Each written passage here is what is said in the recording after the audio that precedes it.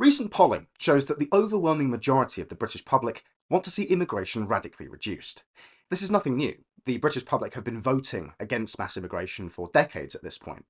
But now, half of Britain wants to see net immigration at zero, or even less than that. The problem with net zero immigration is that around 500,000 people, almost 20% of whom are British nationals, leave Britain annually. Thus, net zero immigration still means an inflow of 500,000 strangers every year.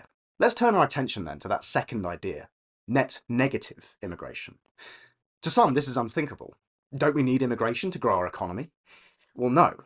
There is an ever-growing body of data to show that mass immigration is not economically beneficial. In fact, along every conceivable metric, it's been a disaster for the well-being of ordinary people. In 2023, for example, 82% of migrants who came to Britain on a skilled worker visa failed to earn enough to break even. In other words, they cost taxpayers more than they contributed. Others argue that we need mass immigration to prop up our public services, but this too is false.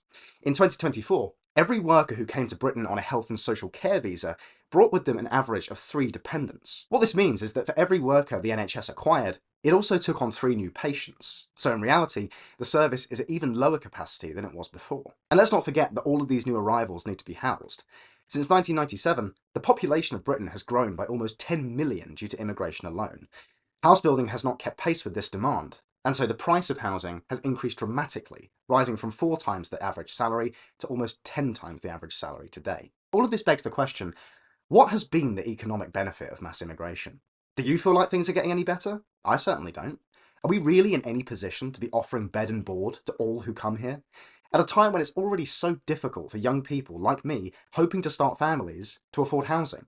When healthcare and other public services are grinding to a halt, yet the tax burden is higher than ever before. When high streets are boarded up and covered in graffiti and litter. When crime is spiralling out of control. Is now the time to be opening our doors to endless dependence? We'll go out into the street and the answer is staring you in the face. But even if it could be shown that mass immigration was economically beneficial, that would not make it worth it. Britain is not just an economic zone to be understood in terms of profit and loss. Britain's not a series of spreadsheets and graphs that must be optimised for efficiency. Britain is not a business. It's our home,